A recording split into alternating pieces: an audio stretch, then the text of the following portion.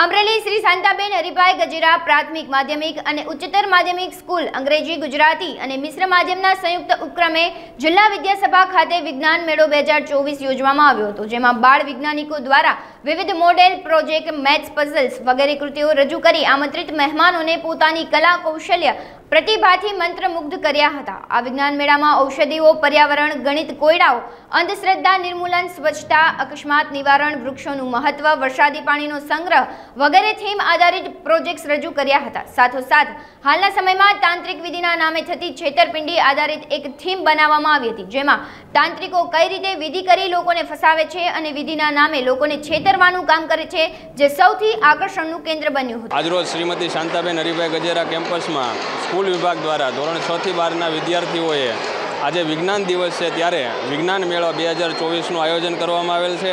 આ વિજ્ઞાન મેળામાં વિદ્યાર્થીઓએ રોબોટિક્સ ટેકનોલોજી તેમજ સૌર ઉર્જા અને તાંત્રિક વિદ્યા જેવા અનેક પ્રોજેક્ટ રજૂ કરેલા છે અને 7500 જેટલા વિદ્યાર્થીઓએ આ વિજ્ઞાન મેળાની વિઝિટ કરેલી છે। સ્કૂલ, કોલેજ અને જે વિદ્યાર્થીઓ DLSS યોજના અંતર્ગત અત્યારે અભ્યાસ કરે છે તે તેમજ જ્ઞાનશક્તિ રેસિડેન્શિયલ સ્કૂલ ઓફ એક્સલન્સના વિદ્યાર્થીઓએ પણ આ વિજ્ઞાન મેળામાં ભાગ લઈ અને સૌને સાયન્સ ટેકનોલોજી વિશે માહિતગાર કર્યા છે અને અનેક પ્રોજેક્ટો રજૂ કરવામાં આવેલ છે। તે બદલ સંસ્થાના પ્રમુખ શ્રી વસંતભાઈ ગજેરા, મંત્રી શ્રી ચતુરભાઈ ખોટ, મનસુખભાઈ ધાનાણી તેમજ મારા વતી સૌને ખૂબ ખૂબ અભિનંદન આપીએ છીએ અને સાથે જે વ્યવસ્થામાં રોકાયેલ સાયન્સના તેમજ મેથ્સના અને અન્ય જે કર્મચારીઓ રોકાયેલા છે તે તમામને આ સાયન્સ મેળો સફળ કરવા બદલ ખૂબ ખૂબ અભિનંદન। મારું નામ લલિત કુમાર સોલંકી, મુકેશભાઈ સોલંકી છે અને હું અહીંયા અમરેલીનો વતની છું અને મારા બાળકનું અહીંયા ધોરણ 7માં મિક્સ માધ્યમમાં અભ્યાસ કરે છે અને તેણે પણ એક એનું નામ સોલંકી પવન છે।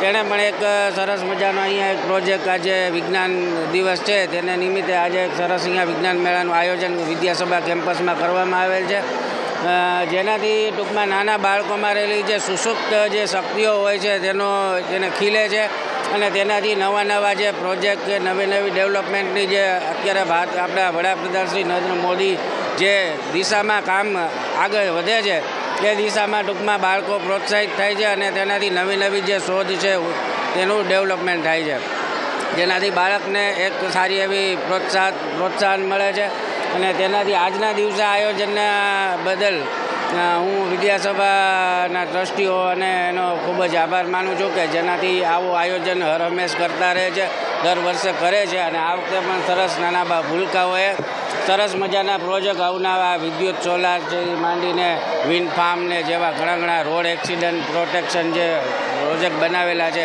તેનાથી તમામ જે વ્યવહારિક જીવનમાં આપણે ઘણા બધા ઉપયોગી થાય છે। તે બદલ આજના મેનેજમેન્ટ ટ્રસ્ટીનો ખૂબ ખૂબ આભાર વ્યક્ત કરું છું। Thank you. મારું નામ મામજા મહેક છે। હું શ્રીમતી શાંતાબેન હરિભાઈ ગજેરા વિદ્યાસભામાં ભણું છું અને હું 11 સાયન્સમાં અભ્યાસ કરું છું। આજના અમારા સાયન્સ ફેરના દિવસે અમે 11 સાયન્સવાળાએ તાંત્રિક વિદ્યાનો પર્દોફાશ કરવા માટે એક આખી કૃતિ તૈયાર કરી છે કે કેવી રીતે તાંત્રિકો એના રાસાયણિક પદાર્થો દ્વારા બધા લોકોને ઉલ્લુ બનાવે છે અને એમની પાસેથી પૈસા લે છે। આ એક એવી રીતે છે કે જો બે રાસાયણિક પદાર્થો ભેગા કરવામાં આવે તો એમાંથી કાંક લાલ રંગ અથવા તો ધુવાડો ને એવું ઉત્પન્ન થાય છે અને એનાથી બધા એની પાસેથી પૈસા લે છે અને સતર્ક કરે છે, જે આવી રીતે કરે છે।